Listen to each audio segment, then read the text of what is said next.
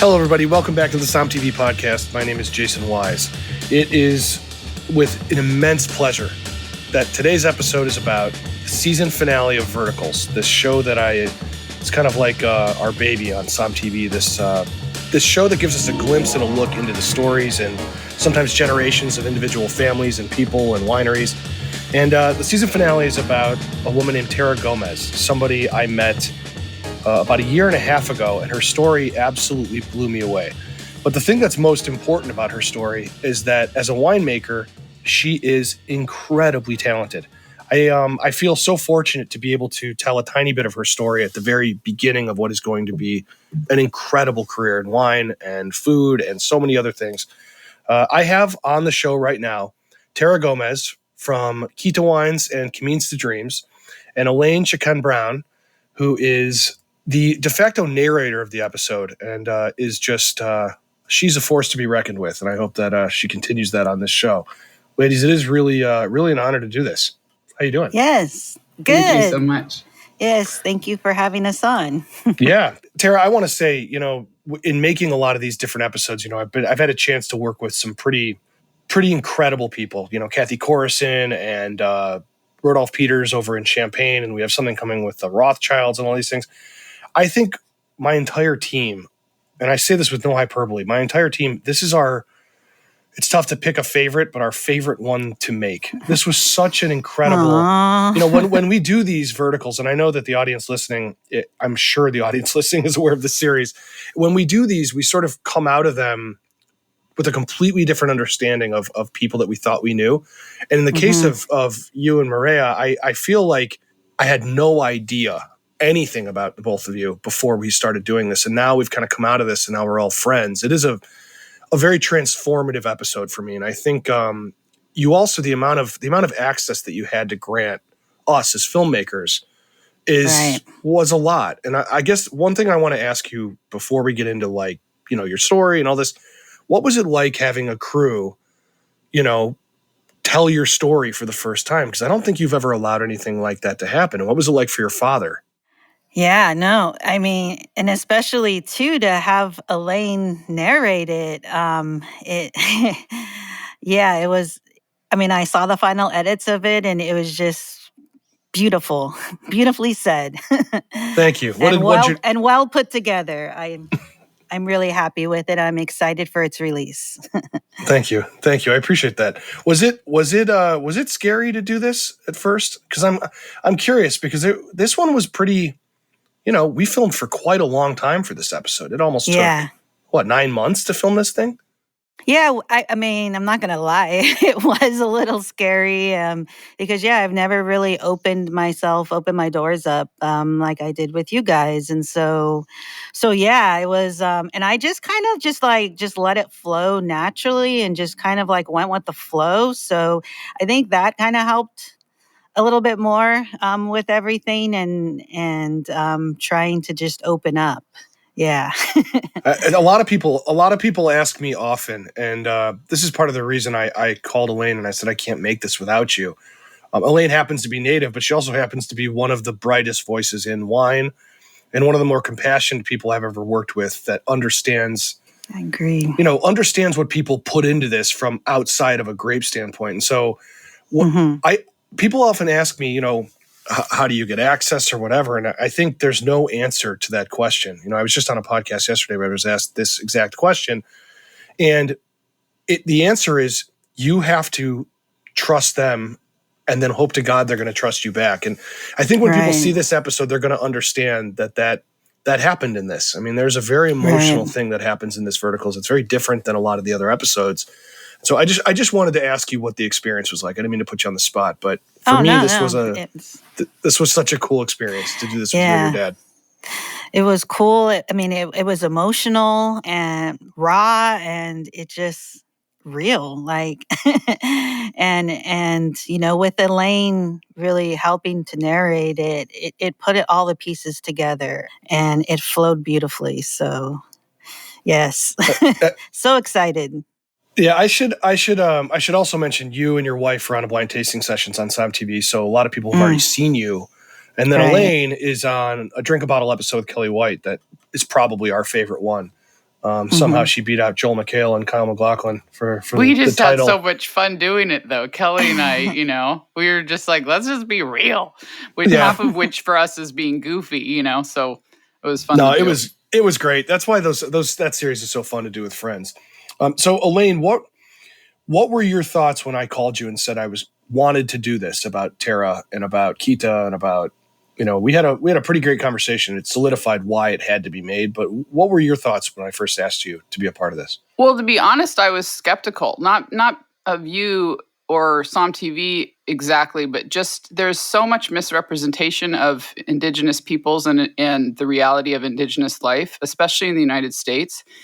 And a lot of, sometimes people just are unwilling to kind of be reflective enough to see what the story really is.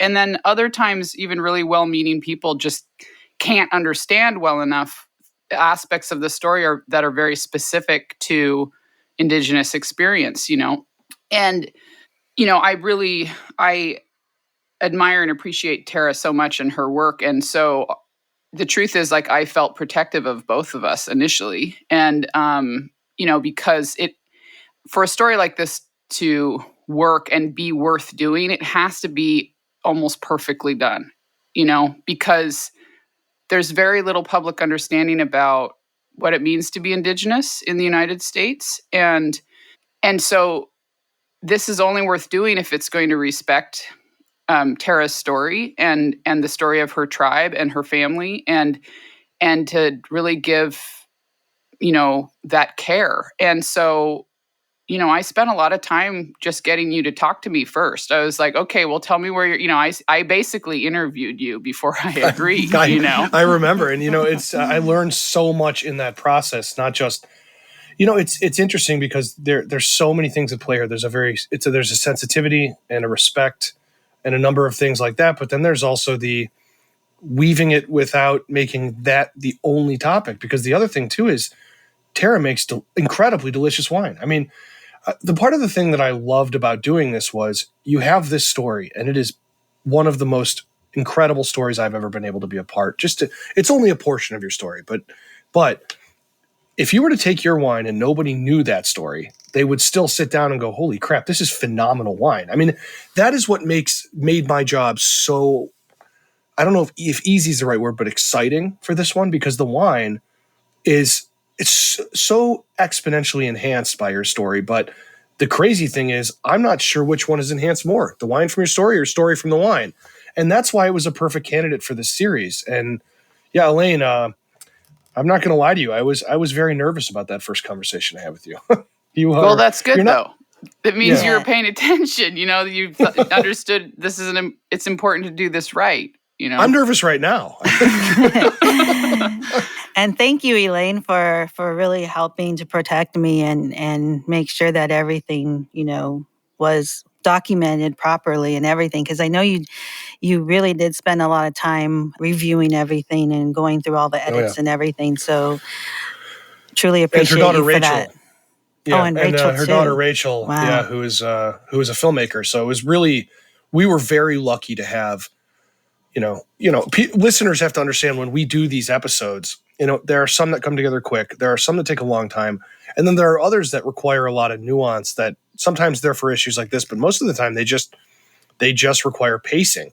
And so the great thing about working with Elaine and her daughter is that we sort of had a filmmaker's eye. We had somebody who understands Indigenous people, but also someone who truly, really cares about wine.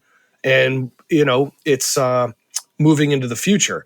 Is it too tough of a question for me to ask you what you mean by Indigenous people have been misrepresented for so long? How do we even broach a topic like that?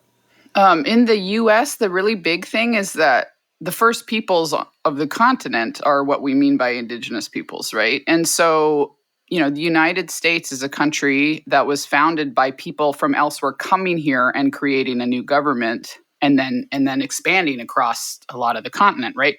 And so that's a history that's common around the world. So that in itself, that's just world history. But what's specific to the United States is that those people that were here before the continent was transformed into what's now the United States are almost never addressed publicly. Like it's Native American history is not taught in schools. Native Americans, Alaska Natives, and Native Americans exist across the entire North American continent, but are never included in public news. When Native peoples of the United States are talked about in something like the news, it's usually over something really awful, right? And then the history of cinema and TV and even going way back, radio shows kind of showed Native peoples in very specific, stereotypical ways. And so the thing is, there's just a lack of information. There's just a lack of public awareness in the United States. So even really well-meaning people in the United States just don't have access to basic insight and lived reality of Native peoples because it's just never talked about. But then because when it is addressed, it's all in these stereotypical or kind of horrible forms, about like negative stories in relation to Native peoples, then what is known publicly is a very skewed view, a misunderstood view. But like Tara and I are living Native peoples, right? Like Tara is Sanyanes Band of Chumash from what's now Santa Barbara County of California. I am Inupiaq on my father's side and Unong and Sukpiaq on my mother's side from what's now Alaska. Like we are living Native people, right? And so that's the thing that's so important about this episode that you've done about Tara. She gets to be a person. The fact that she's Native is part of what it means for her to be a person. But the episode that you created focuses on her being a person. And for me, when getting to watch this series of, full assembly cuts and then edits and polishings and like, it was really healing for me to be part of this and even removed from being part of it just to watch it and to be able to see a Native person be a person. I hope people listening understand. I mean, what you're saying is actually like taking it's like, I feel like the hair is standing up on the back of my neck for such a simple thing to mean so much. I hope people listening understand what we take for granted just for a minute. For you to say, here's something where somebody gets to just exist. There's so much to unpack in that sentence. In this particular thing, there are some episodes where it's like, it's directed and you can feel me and this was not my story. It was not. And as a matter of fact, we tried very much to shoot this in a way that was not me telling your story, Tara. We very much wanted this to be. Now, obviously, it airs on the 22nd, so there are some people who hear this podcast prior. I recommend you listen to this and then watch it and then listen to this again because you'll have a totally different perspective. And I can say this with I will never be the same person as I was prior to making this in my thinking about the way things should be portrayed or my understanding or my respect for things I didn't understand even existed prior. And so I hope that people can watch the episode and feel what you're saying, Elaine. I mean, I feel terrible. You have to say a sentence like that. Well, I mean, there's just really simple exercises. Like try to come up with the last time you saw an Indigenous person from anywhere in the world represented on television or in movies as a person who happens to also be Indigenous. Just come up with a single time when you've gotten to witness that. And I bet most people won't come up with one. It's just, it's the moment in history we're in now. We're transforming what we recognize are valuable stories, and we're transforming what it means to respect those stories and tell them with respect. I really think that's the core of the change we're going through historically as a culture is we're recognizing what respect looks like and being able to let people be full-fledged living humans. That's what respect's about, And this is a case where, Tara is a beautiful, talented, intelligent, caring, loving person who's also she's a pretty decent dancer too. I've seen oh it. man, so good. I love her roller skating. That's one of my favorite things to see. But she's also a member of the San Ynez Band of the Shumash, and that's not an aside. That's formative to her life experience. So respecting her story means respecting that too. Amazing. Let's talk about your story, Tara, because I think it's such a positive thing. There are certain people who end up, in a position like you are, where people will now look at you and go, I think hopefully younger people or people who want to do what you're going to do, indigenous or not, are going to look at you as an inspiration. And I don't think that needs to be looked at as a burden. I think it can be looked at as a celebration. It's just an incredible thing moving forward, because like I said before, you are an amazing winemaker, and I don't think you can be born an amazing winemaker. So really fast, I know a lot of this is in the episode, but how in the hell did you decide, growing up on a reservation, I want to make wine? Like, it's like me being in Cleveland and wanting to be a filmmaker. You think about it, it's like those two things don't seem to work together, but when you peel them apart, they make total sense. Yeah. So it all started, with just the love of science. Science played an important part of me growing up. Got my first microscope set when I was 4. I just love looking at nature through the microscope. And then from there, I grew into chemistry sets. And then my parents just used to go wine tasting up and down the Central Coast here. And so as a child, going on the wine tours in the winery, seeing the cellar, seeing the lab, that was my connection to what I wanted to do. And I knew it in grade school that this was the direction I wanted to go. And so, by high school, I was already researching it, and it never changed. Researching winemaking in high school? Yeah, what school I wanted to go to. Incredible. I was in 10th grade, and I was already researching it and trying to figure out what was the best options for me, because I did really want the hands-on experience. And back then it was only 2 schools that offered it. It was either UC Davis or Fresno State, and Fresno State already had the winery on campus. So it was just like an instant, this is my direction. This is where I'm going to go to school and learn. So yeah, How and lucky. it was with the financial support of my tribe, though, that I was able to go off to college and get my degree. And it was my father who actually created the education program there with our tribe. And so just all the stuff I went through trying to get into college, he wanted to make it easier for other students to want to go to college. So yeah, it was a learning process for all of us. How lucky is it to know what you want to do when you grow up? I think about it, like, to know what you want to do, it's crazy.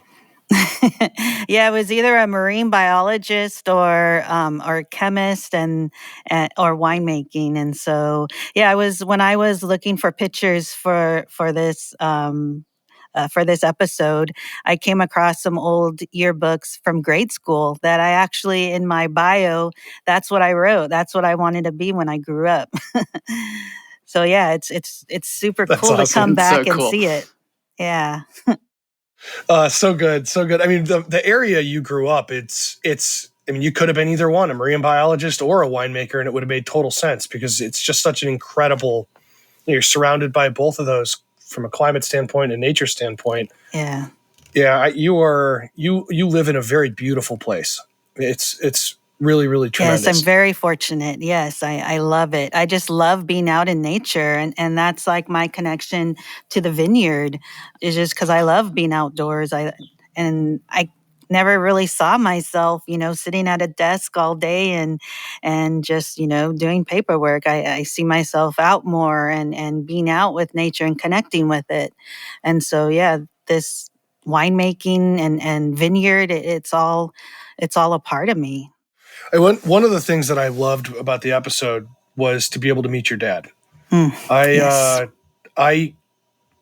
Before we interviewed him, you said in an interview, when your dad speaks, people, they shut up and they listen. Mm-hmm. And I found out, like, that is a quality in some people. And I remember when we first started interviewing your dad, Jackson, who's the cinematographer and producer, and I I just was like, I could listen to this guy talk for 10 hours about anything.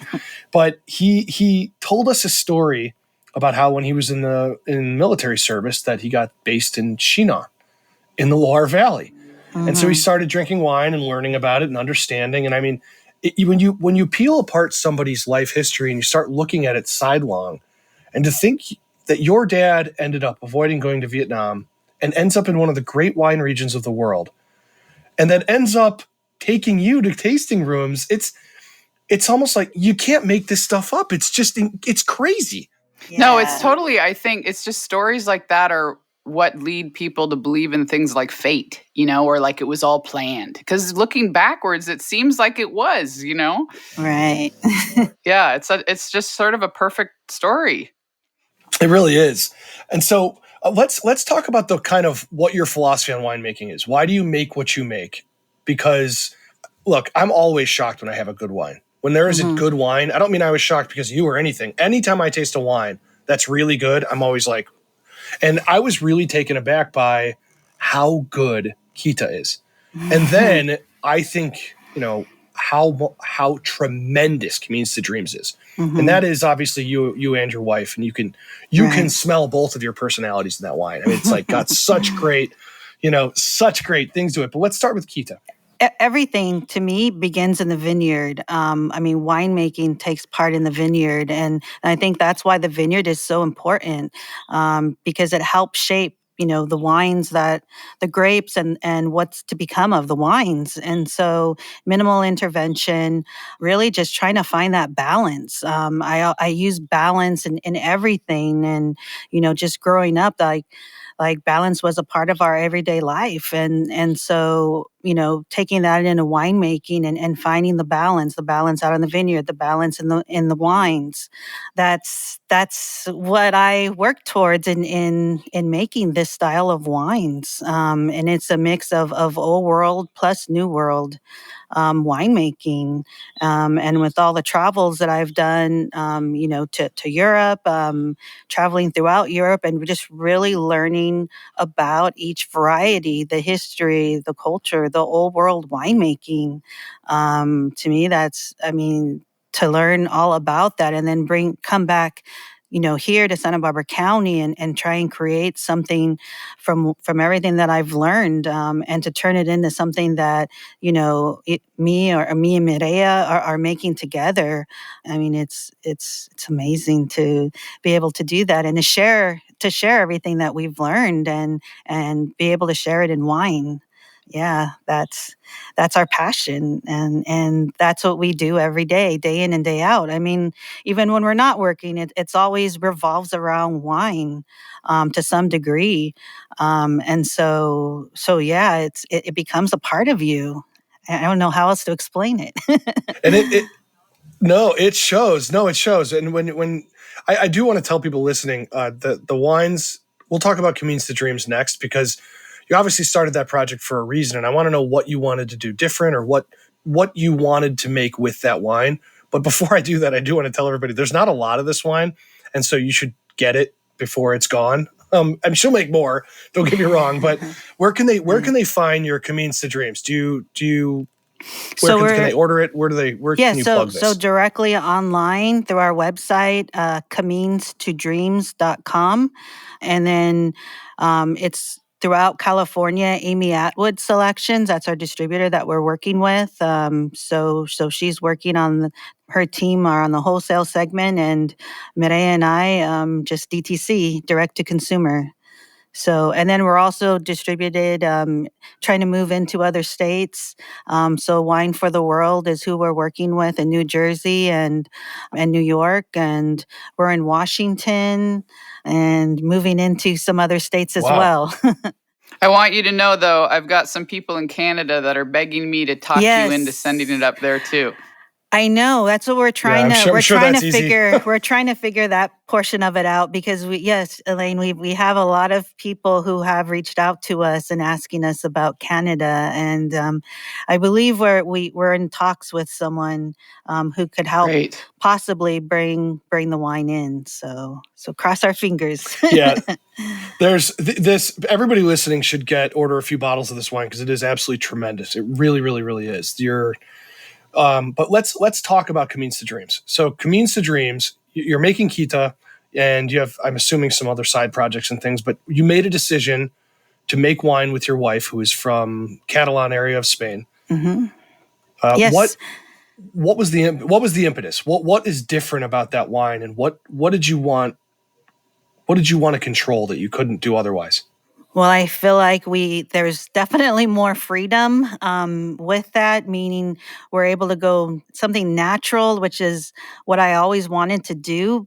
But I was under too much pressure with Kita, so I didn't go that route. But it allows us more freedom with our brand because everything that we do, if something were to go wrong, like it's on us. And so with natural winemaking, yes, there's so many things, so many components in that you have to be really on top of. And with Mireia having a chemistry background, with me having the chemistry background, it works. We balance each other out, and we're able to make these wines in a natural way, and really still like working with other vineyards because we don't have our own grapes. We purchase grapes, but we work with vineyards who share that same philosophy of really preserving the land and respecting the land.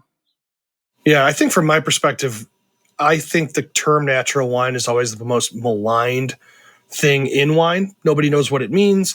People can't define it. People argue over it. And you have some wine. Look, good wine is good wine and bad wine is bad wine. If you drink wine long enough and understand it, that's just a fact. But what does natural wine mean to you? Because I want to ask, we all the time, every single time we talk about this, we get people saying, I don't like natural wine. And to me, that sentence makes no sense. Or I only drink natural wine. And I just feel like I don't understand why people have to be so extreme on these topics. But I know. Well, could I say too that Camins to Dreams, like these are stable, clean, gorgeous, delicious, mouth-watering wines, right? So we're not talking about Funktown. We're talking about a method of winemaking that is producing from Terra and Mireia really beautiful, lovely, delicious, clean wine. So let me just insert that real quick. Yeah, right. Yeah, and part of the reason I wanted to ask the question too is because if anybody drank this, you would have. That's not what you wouldn't think. I think the preconceived what natural wine is in a lot of people's minds is nothing like what this is. And I say that with all the great, everything great behind that. This is a fantastic wine. So what does that mean to you? So it means really low intervention, not using any additives to it. The only thing that we do add to it is SO2, and that's right at bottle. But everything else, natural yeast coming from those specific vineyard sites that we work with, and keeping everything everything separate in that respect. So it really showcases the native yeast that come off each vineyard site. So not adding no acids, not adding any tartaric acid, not adding anything to the wine. It's just pure and natural, and as Elaine said, clean. It's not there's so many different ways of making natural wine. I know. And you see a lot of funk, but yes, ours is not that, and we don't fine it, we don't filter it.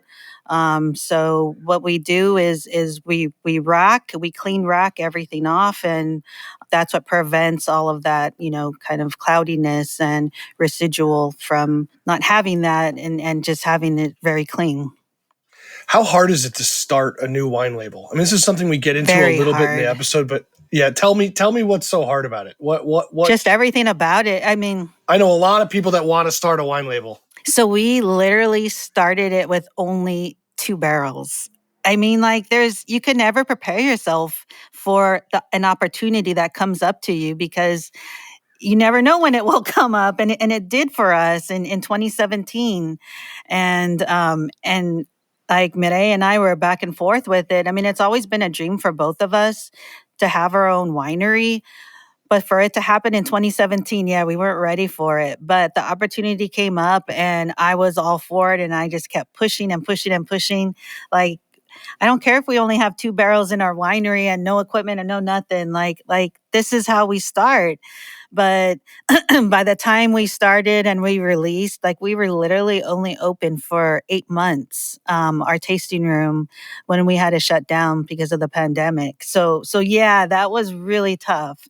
And it's just like, you got to kind of think outside the box and think of other ways of being able to market your wine and being able to still get it to the consumer and to get the brand out there. And so that was why we kind of joined forces with distributors, and just so it could help spread the name, the labels out there, and then also too, doing these tasting kits, creating, being able to taste wine in the comfort of your own home, and who knows when we'll ever have the opportunity again for all these people that purchase wine back east, for them to actually come and visit us, because you never know, like, that may never happen, but yet they got to be able to experience it and talk directly with us. And I think that has helped us tremendously, with all of these tasting kits, that we created, and now that we're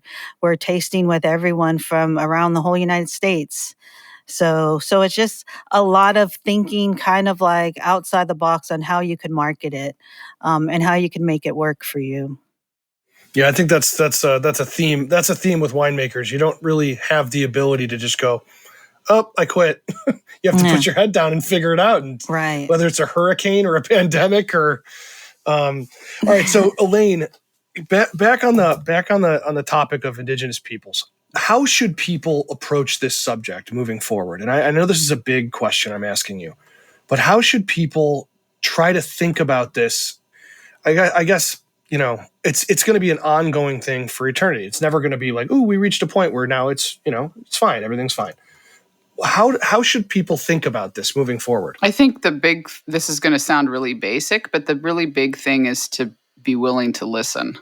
And listening actually means pausing and shifting gears to slow down and take in information you can't pre-expect. Like, you just can't know, because there's so little public understanding or discussion around Indigenous life or Indigenous issues in the United States, that people really don't know what lived Indigenous experience is, or even really the history of tribes in North America, of tribal governments in North America, of the current state of reservations and treaty rights. Like, there's all these different things. Those are like really big picture issues. And then, like I was saying earlier, there's this more individual specific reality too, of like, what's Tara's life like? What's Elaine's life like? But what I'm getting at is, this is a huge learning process for non-native peoples. And the truth is, actually, even for native peoples, like, we're all having to kind of rebuild our